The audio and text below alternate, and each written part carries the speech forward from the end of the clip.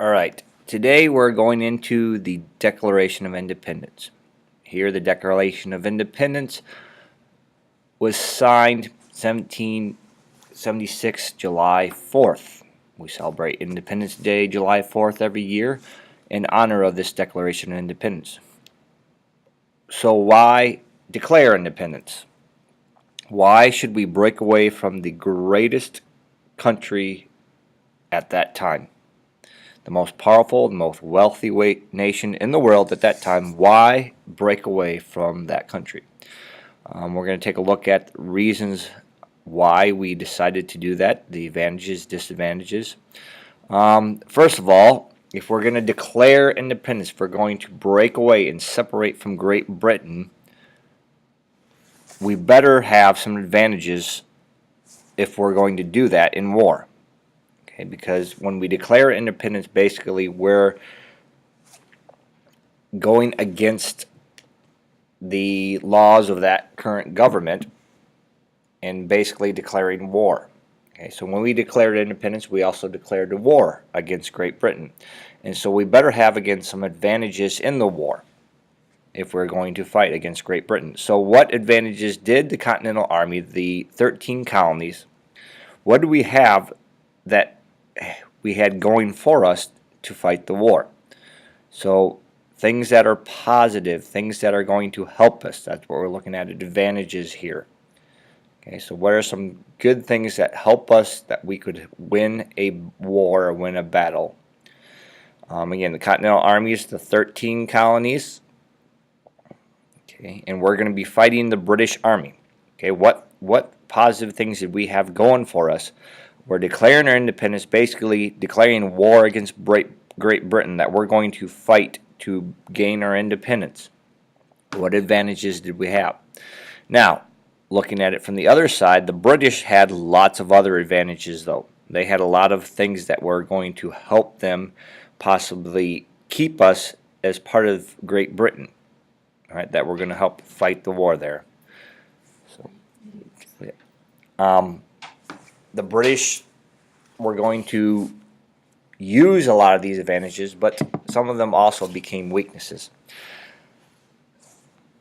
Third, why did the colonists have to break away from Great Britain? Why did they feel that they had to break away from Great Britain? Now, this is not a right there question. This is a question that is one that you have to think about. If you were in this situation as a colonist, why would you break away from Great Britain, the strongest country in the world at that time? What benefits do you think that there would be from separating from Great Britain? Again, that's not a right there question. That's a question that you have to think about, thinking about through the whole context of this whole unit. Okay, and then last one, how did the Declaration of Independence divide the 13 colonies? Not everyone supported the Declaration of Independence in the 13 colonies. Who supported it? Who was against it? Okay. Going into the Declaration of Independence, it wasn't an easy decision. Okay. The Second Continental Congress, again, meets after the battles of Lexington and Concord. Right? There has been violence between the colonists and the British Army. So the Second Continental Congress meets and basically becomes the first government of the United States of America. Okay. They issue the Olive Branch Petition. They want to try to maintain peace. They're trying to stay loyal to Great Britain. Okay. But the King of Great Britain calls the colonists rebels. He's convinced that the colonists need to be punished for what happened at Lexington and Concord. Okay. And the colonists also realize that there is a good chance of war, so they do name George Washington as commander of the Continental Army. Okay. He has had experience in military before. He was, gained a lot of leadership experience and knowledge of what it took to fight in a war during the French and Indian War. Being trained by many British generals. So he was one of the better leaders of that time. Now that's going to be an advantage for the colonists. All right, having the strong leadership of George Washington, knowing how to organize and lead men and to train men was a great advantage that we had going into this war is the leadership of George Washington. Many of the men that were fighting for George Washington were not trained soldiers. Okay, so George Washington coming and training these men, all right, these untrained soldiers to be disciplined and to know how to organize themselves to fight in battle, and as well as to keep camps organized, was an advantage. The other advantage is we knew the country. We knew the wilderness. We knew the woods. We knew how to defend our own land. We didn't always fight a fair battle according to the British. We were able to use the landscape, use ambushes where we'd hide behind trees and pop out and fire on the British. Okay, we didn't always meet head to head in a field of battle. So we used the wilderness, we used the countryside to our advantage. Also, the colonists believed in their cause. They had strong beliefs. They had to win this war, otherwise they were committing treason, and the people who signed that Declaration of Independence were going to be killed. They were going to be hung or tried and put in jail for the rest of their lives. So if they did not win this war, they were going to be in a lot of trouble. Okay, and then also, we had the support of other European countries that did not like Great Britain. France just got done with a war. Spain lost land to Great Britain.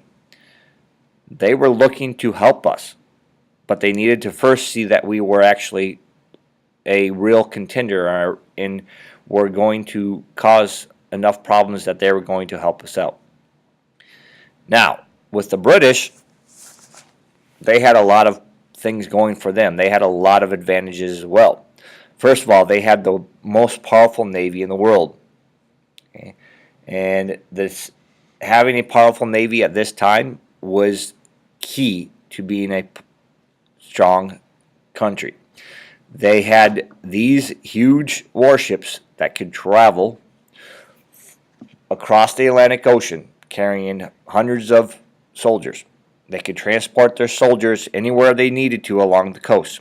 They could also block the ports of all of our 13 colony cities and prevent goods from coming into the 13 colonies. And they could prevent goods from leaving the 13 colonies, which basically would prevent any of our businesses from operating.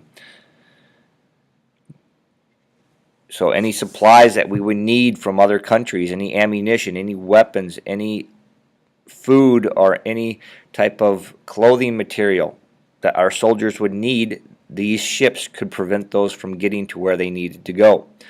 Also, we had very professional, well-trained soldiers that had battle experience.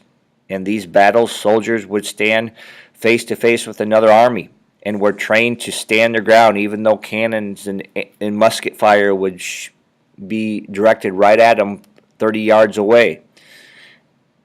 Those soldiers were trained to stand their ground, right? If they turned around and fled, it made it a lot more difficult for them to win the battles, because then their backs were turned to all that. And that's when, if an army flees, that's when they have the most casualties, the most deaths, the most injuries. So training their men to stand their ground is important in war.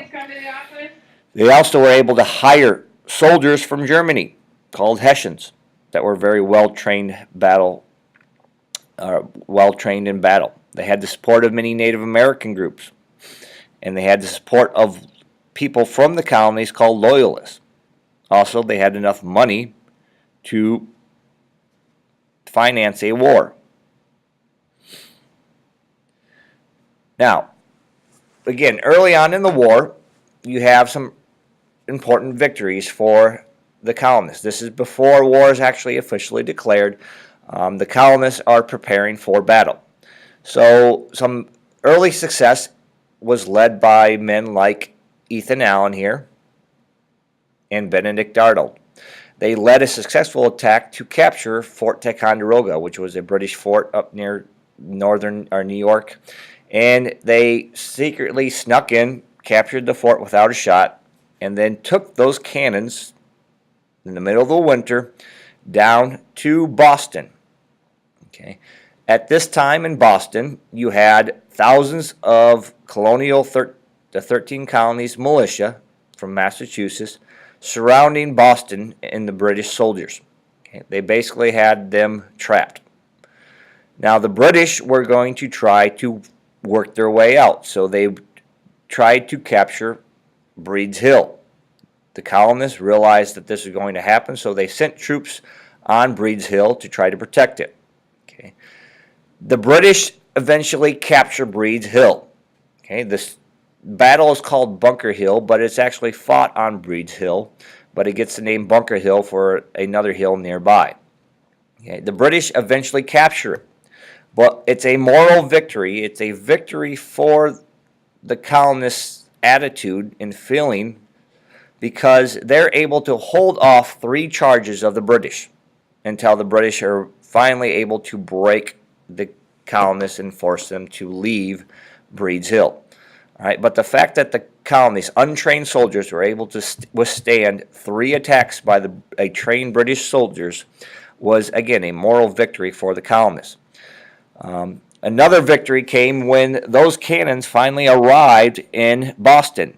George Washington arrived in Boston in the summer of 1775 and eventually placed those cannons up on Dorchester Heights, which overlooked Bunker Hill. Those cannons were directed right onto the British soldiers in their ships, and it forced the British soldiers to retreat and leave Boston. Boston was no longer occupied by the British, and the British were forced to leave to Halifax, Canada. So again, we had some important victories that continued that and to inspire the colonists to continue their efforts to leave the British Empire. Okay. Again, after the war, after the winter of 1775, the British king focused on punishing these rebels in the 13 colonies, sends more troops, this time to New York. At the same time, millions of copies of Thomas Paine, a famous writer at that time, sends out a pamphlet called Common Sense, and it stated that England was taking advantage of the colonies, and it encouraged the colonists that they had to declare their independence, that there was no other option for them but to declare their independence because the British were focused on taking the colonies for their own gain, that they were not concerned about the rights of the citizens, that the British were focused on exploiting them. Okay. Again, he questioned some of the basic ideas of British society, such as the idea of even having a king. And again, he called these common sense, or this pamphlet Common Sense, because it was common sense that there was no other alternative but to break away from Great Britain. Supporters of the movement, led by Richard Henry Lee, formed a committee to write up a pamphlet declaring their independence. Okay. This was written by Thomas Jefferson and eventually signed by leaders of the independence, or leaders of the 13 colonies, mainly members of the Second Continental Congress, on July 4, 1776, and we officially declared our independence. Now, this declaration stated many of the wrongdoings of the British government, okay. And it explained that the colonists have tried several things to explain their cause to the British government, but they have ignored it, so that they have no other option. That they basically have, this is their last option as far as trying to deal with Great Britain, that they have to leave Great Britain because the king and the government will refuse to listen to their rights. Now, this divided the 13 colonies. As you can see here, there were several parts of the colonies, areas in blue here, that were loyal to Great Britain still. And many of them along these cities here were merchants that their career, that their livelihood was based on trading with Great Britain. that the Great Britain was an important business partner with these merchants that lived near these cities. And so there were loyalists. There were people who supported Great Britain even though the 13 colonies declared their independence. People who were against Great Britain that supported the 13 colonies declaring their independence, the areas here in red were called patriots. Now, there were loyalists who helped support the British and fought with them in battle. Those were commonly called Tories. Okay, and you may have heard that from any of the readings that you've had with Mr. Zerath. Okay, but again, the Declaration of Independence wasn't something that all the entire colonies agreed with. There were parts of it parts of the 13 colonies where people supported it and were going to support the British cause when they came to fight the colonists.